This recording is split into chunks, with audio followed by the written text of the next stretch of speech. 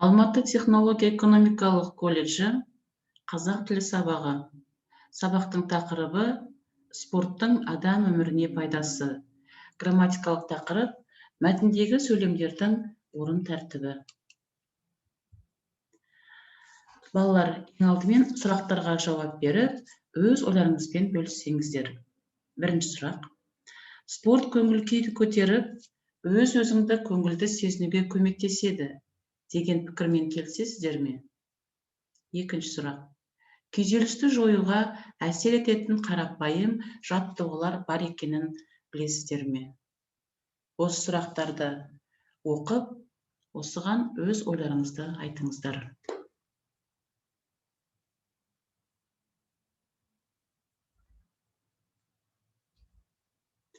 Ең алдымен балалар, осы адам ағзасына зиянды заттарға тоқталайық. Бірінші, темекінің ағзаға әсері. Темекінің адам ағзасына тигізетін әсері, біріншіден өкпесі ауырады, екіншіден тыныс алу мүшелеріне зиян, қан тамырлары тырыстырады, жазылмайтын жара пайда болады. Адам өмірі қысқарады. Келесі, бұл арақтың адам ағзасына тигізетін әсері. Дененің жылуы төмендейді. Ағзаның іс-қимылы өзгереді. Жүйкеге әсер етеді. Жүректің соғысы әлсірейді. Тыныс алуы баяулайды. Енді спорттың адам өміріне пайдасы өте зор екен, балалар, білеміз. Соның бірнешеуіне тоқталып кетейік. Оның біріншісі жүгіру. Бұл бұлшықетпен байланыстырушы жүйенің барлық бөлігі жұмыс істейтін қарапайым және тиімді дене жаттығуы. Сонымен қатар адам денесінің буындары да жүгіру кезінде пайдалы жүктеме алады. Жүгіру қан айналымды арттырады және көптеген жүрек ауруларының алдын алады. Велосипед. Аяқ бұлшықеттері жүрек пен өкпені күшейтетін спорттың түрі. Велосипедпен жүргенде біздің өкпеміз толық күшпен жұмыс жасайды. Нәтижесінде оттегі қанға барып, ары қарай миға жеткізіледі. Келесі, балалар, спорттың түрі жүзу. Малту барысында иық пен жамбас буындары күшейеді. 10 минут ішінде 60 калория жанып кетеді. Өйткені жүзу кезінде көп күш жұмсалады. Келесі, теннис. Зерттеулерге сәйкес, ол ағзаға ең үлкен пайда келетін спорттың түрі. Бұл ойын кезінде өкпе мен бұлшықеттер үнемі жұмыс істеп отырады. Келесі, балалар, волейбол. Адам бойынан биікке ілінген тордан асыра доп лақтыру адамның сіңірлері буындарын нығайтып, дене бітімін өңдеп, көзбен шамалау қасиетін дамытып, шапшаңдықты жақсартады. Келесі, балалар, аэробика. Оның ішіне жүгіру, би және гимнастика кіреді. Аэробика жүрек тамыр ауруының болу мүмкіндігін төмендетеді екен. Келесі, балалар, мұқият қараңыздар. Мәтінді оқып, мәтіндік зерттеу жүргізейік. Бірінші, мәтіннен негізгі ойды табыңдар. Екінші, мәтінде қандай тосынсый кездеседі. Үшінші, мәтіннен шығатын өмірлік қағида қандай. Төртінші, бұрыннан таныс және таныс емес ақпараттарды белгілеңіздер. Ал енді, балалар, мәтінге көңіл аударайық.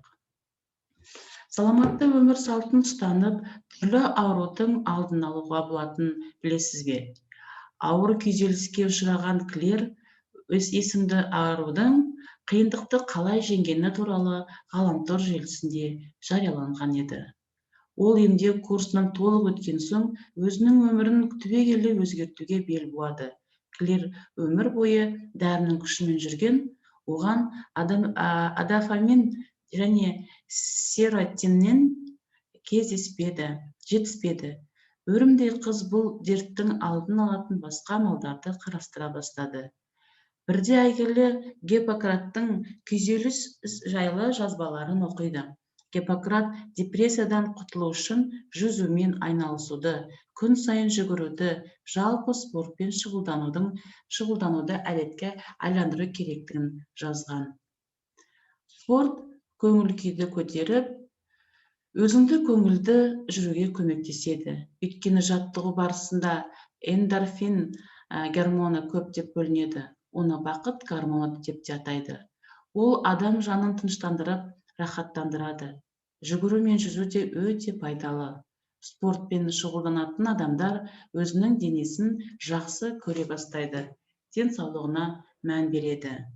Міне, осындай күнделікті жаттығудың арқасында Клер өзінің ауруымен мәңгілікке қош айтысты. Қазір Клер спортты өмірлік серігіне айландырып, ауруын ұмытқан. Мұндай жағдай бәріміздің де басымызға тууы мүмкін. Сондықтан спортпен айналысып, саламатты өмір салтын ұстаған жөн. Олай болса, балалар, осы мәтінді оқи отырып, басында берілген 4 сұраққа жауап береміз. Енді балалар, бағанағы бізде айтылған грамматикалық тақырып мәтіндегі сөйлемдердің орын тәртібі. Қазақ тілінің синтаксистік мүмкіндіктерін дұрыс пайдаланып, әртүрлі ойға сәйкес етіп, алуан түрлі сөйлемдер құрай білу тіл шеберлігін қажет етеді. Адамның басқаға хабарлайтын пікірі жеке сөздермен шектелмейді. Ұласа айтылған сөйлемдер қатармен тиянақталып тұрады. Сондықтан сөйлемдер арасы өзара дұрыс құрылуы тиіс. Сонда ғана тыңдарман, не оқырман, сөйлеушінің, не жазушының ойын түсініп, не айтпақ болғанын ұғады. Енді қарасаңыздар, балалар, қате қолданыс қызылмен жазылып тұр, қызыл түспен, дұрысы қарасаңыздар, көк түспен жазылып тұр. Бірінші қате қолданысты оқимын, мән беріңіздер. Жас кезінен асық атып, атқа мініп, теңге іліп, бәйгеге шауып, күреске түсіп, өскен ата-бабамыздың шымырда шыныққан, епті де икемді болғанын білеміз. Бұған дәлел қазақтың спорттық ойындары. Қазақ халқы ерте кезден бала тәрбиесіне, баланың ақыл-ойының, дене бітімінің дұрыс қалыптасуына ерекше көңіл бөліп отырған. Енді балалар, бұл қате қолданыс. Енді осы сөйлемнің өзінің дұрыс қалай қолдану керектігін оқимын, мән беріңіздер. Қазақ халқы ерте кезден бала тәрбиесіне, баланың ақыл-ойының, дене бітімінің дұрыс қалыптасуына ерекше көңіл бөліп отырған. Бұған дәлел қазақтың спорттық ойындары. Жас кезінен асық атып, атқа мініп, теңге алып, бәйгеге шауып, күреске түсіп, өскен ата-бабамыздың шымырда шыныққан, епті де икемді болғанын білеміз. Міне балалар, сөздегі, яғни біздің сөйлемнің, яғни біздің дұрыс қолданылуы қалай екеніне мән беріңіздер. Тапсырма сіздерге. Ғылыми көпшілік тілдік құралдарын орынды қолданып, жас өспірімдердің спортпен айналысуы туралы нұсқалық жазыңыздар.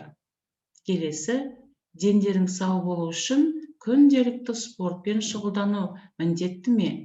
Яғни балалар, жұптаса отырып сұхбат құрамыз. Үйге тапсырма. Мұқият қараңыздар. Өз өміріңді сақтау, өзіңе деген жауапкершілік тақырыбына дискурсивті эссе жазыңыздар.